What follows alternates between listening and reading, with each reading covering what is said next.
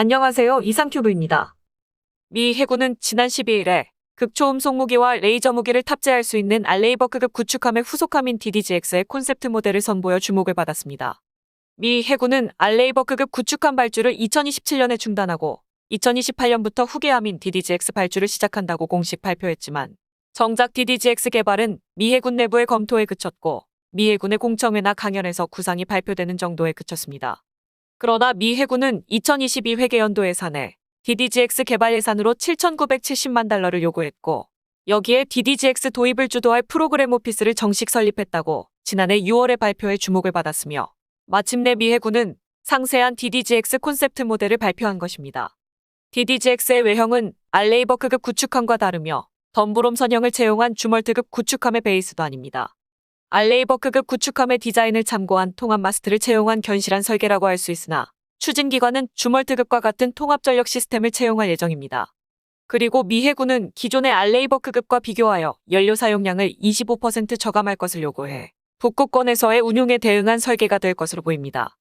DDG-X에 탑재하는 센서는 알레이버크급 구축함에 탑재된 플라이트3와 같은 37개로 구성된 AN/SPY-61 모듈을 채용할 예정이지만 장기적으로는 RMA 모듈이 57개로 확장된 AN/SPY-6로 변경하는 것도 가능합니다.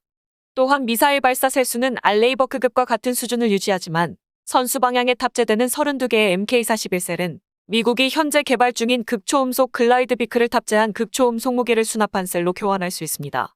나아가 함수 방향으로 150kW의 레이저 무기 한 기를 탑재할 예정이나 한미 방향 좌우에 탑재될 리밀16을 600kW의 출력을 가진 레이저 무기로 변경할 수도 있고 실탄을 사용하는 무기로는 함수 방향의 127mm 포분이며 CIWS와 M38 같은 포는 자취를 감추었습니다.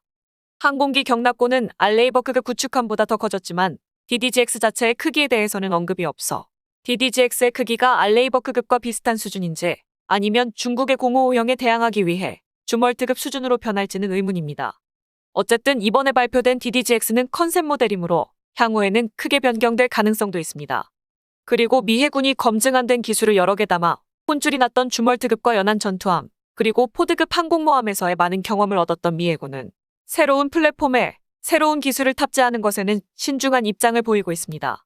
마이크 길디포드급 항모작전부장은 향후 플랫폼 개발에서 신기술 도입은 좀 더 신중한 접근이 필요하며 한 척에 새롭게 추가하는 기술은 2개까지만 허용되며 사전 육상 테스트를 철저히 하는 것이 바람직하다라고 말했습니다.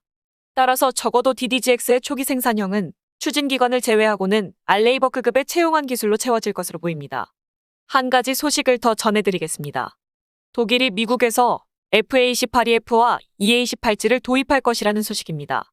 독일 정부가 빠른 시간 내에 FA-18EF와 EA-18G에 대한 구매 요청 서류를 발행할 것으로 보잉은 예상하고 있으며 FA-18EF 제조 및 운용을 지원하는 독일 업체에 정보 제공 일회서를 발행한 것으로 알려졌습니다.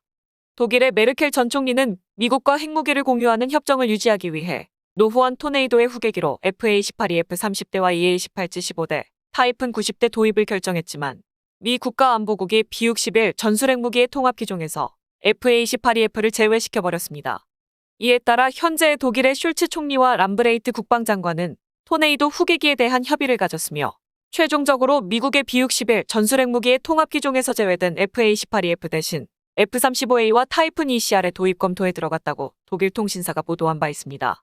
나토 회원국인 독일과 이탈리아, 벨기에와 네덜란드, 터키는 미국과 핵무기를 공유하는 뉴클리어 쉐어링 협정을 체결했으며 미국은 B-61 전술 핵무기를 공급하는 대신 체결국은 B-61을 운반할 수 있는 항공전력을 유지해야 합니다.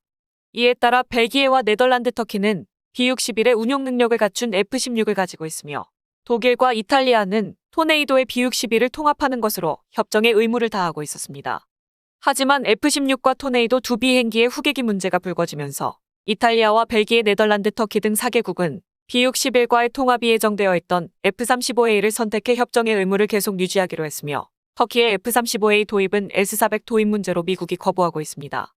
문제는 유럽과 자국의 방산 기반을 배려하기 위해 F-35A 도입을 거부해온 독일에서 타이푼을 토네이도의 후계기로 도입하기 위해 미국의 타이푼과의 B-61 운용 능력 통합을 타진했으나 미국은 타이푼과 B-61의 통합 작업은 4, 5년 정도의 시간이 걸려 토네이도 퇴역 때까지 도저히 맞출 수 없다라고 답변했습니다.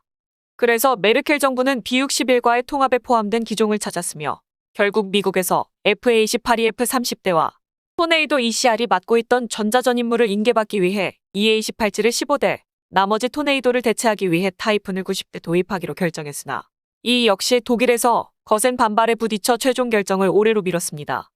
게다가 지난해 9월 총선에서 기독교민주연합이 제1당의 자리로 올라서면서 미국과의 핵공유 체제 이탈과 핵무기 철거를 주장하는 사회민주당 주도의 신연정 구성으로 토네이도의 후계기 문제가 위태로워졌습니다. 하지만 새로운 슐츠 정부는 미국과의 핵공유 체제를 지지하는 세력과 연정에 합의했다고 발표했습니다. 슐츠 정부는 메르켈 전 정부의 방침을 이어받아 B-61의 운용 능력을 통합한 타이푼이 아닌 FA-18EF와 EA-18G에 도입할 가능성이 높다고 보았으나 미 국가안보국이 갑자기 B-61 전술핵무기의 통합 기종에서 FA-18EF를 제외하면서 상황이 완전히 달라지고 말았습니다. 이에 따라 슐츠 총리와 람브레이트 국방장관은 토네이도의 후계기에 대해 협의를 하고 최종적으로 F-35A와 타이푼 ECR 도입 검토에 들어갔다고 독일 통신사가 보도한 것입니다. 독일의 언론들은 이 결정이 F-35A가 핵무기 운반용으로 도입하기로 했던 FA-18EF의 대안이 될 수 있을 것인지, 또한 타이푼 ECR이 전자전 임무용으로 도입하기로 했던 EA-28G의 대안이 될 수 있는지를 밝히는 것이라고 설명했습니다.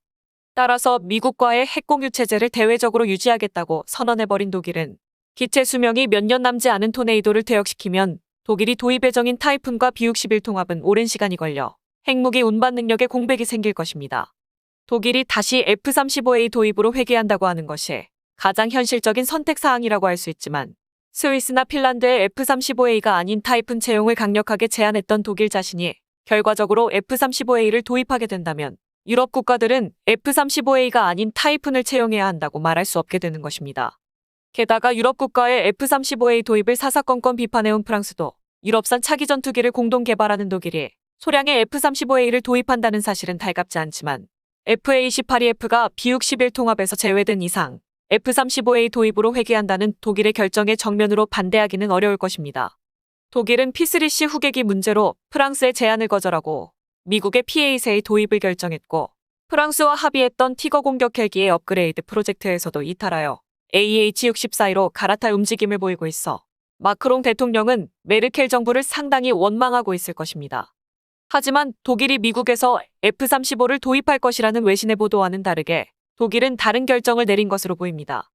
영국의 방위산업 전문 매체인 제인스는 지난 12일에 독일 정부가 곧 FA-18EF와 EA-18G에 관한 구매 요청 서류를 발행할 것으로 예상했으며 FA-18EF의 제조 및 운용을 지원하는 독일 업체에 정보 제공 일회서를 발행했다고 보도했습니다.